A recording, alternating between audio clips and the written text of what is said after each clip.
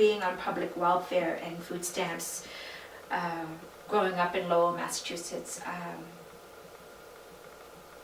I never knew how important it was to my family until I got older and I didn't have free health insurance anymore.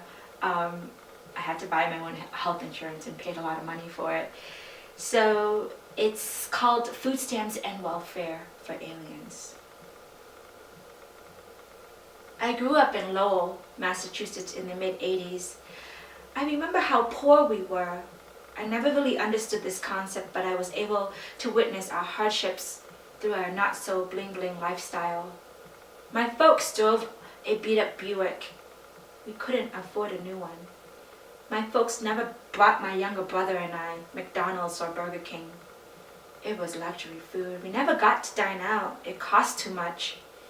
We never received an allowance. When we asked for $1, it was, "You always spend too much money. Money doesn't grow on trees."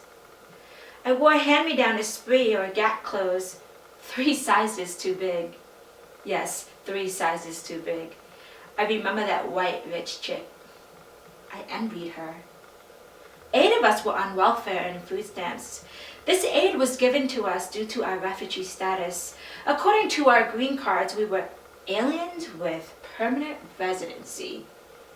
I always thought it was strange to be called an alien or a Martian, like we were not humans. I remember being on welfare. I thought it was the most disgraceful part of my life. Looking back, it saved us from starvation, being on the streets, and having extremely dirty or ripped clothes. I appreciated it. In elementary school days, a few weeks before the school season would start, each qualifying child in our household would receive an additional stipend between $50 and $150 for clothes and school supplies. I remember complaining to my mother about how she needed to allow me to make my own decision on money. She would always refuse. "You are too young." I was 7. I guess I was young. When I turned 10, she granted me my wish. I spent the money very quickly. There was not even 1 cent left in my pocket. At 13, I was able to work for a small stipend for myself.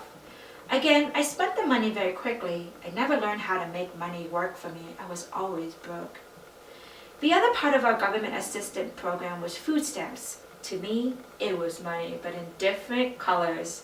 Each household was given a decent amount of food stamps to purchase only food. Ha! We were fortunate to grow up in Lowell. We had our connections.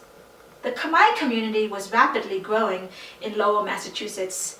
We had our own little Khmer town where we bought food, makeup, clothes, toiletries, barrettes, and other non-food items, all with our food stamps. My mother rarely let me touch our food stamp money. She knew how my spending habits were.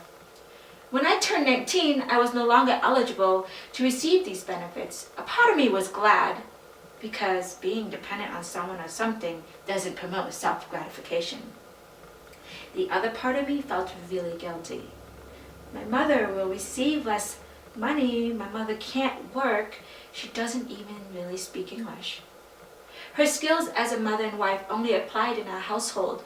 Who would want to hire an old lady who barely knows how to read, write, or speak English? This is the United States, you know. When I attended college, I educated myself more on welfare and food stamps in the Southeast Asian communities, or in poor communities in general. So check this out. In 1997, with the help of President Clinton, Cambodians and poor people who were on welfare all over the U.S. were kicked off of public welfare and placed in a work experience program called WEP. This hurt many families. The older generations never really learned how to assimilate. They never picked up a trade or a skill. They barely learned English, so many were left picking up garbage in parks and was rewarded with a measly check from the government. I now realize why my family squeezed every penny out of the government. They knew that someday, somewhere down the road, the laws would change. Therefore, some Cambodians felt it was their right to exhaust the government's aid. The United States of America owes us for all the millions left dead in Southeast Asia. My family exhausted this aid for about 15 years. We were proud, really proud. Thank you.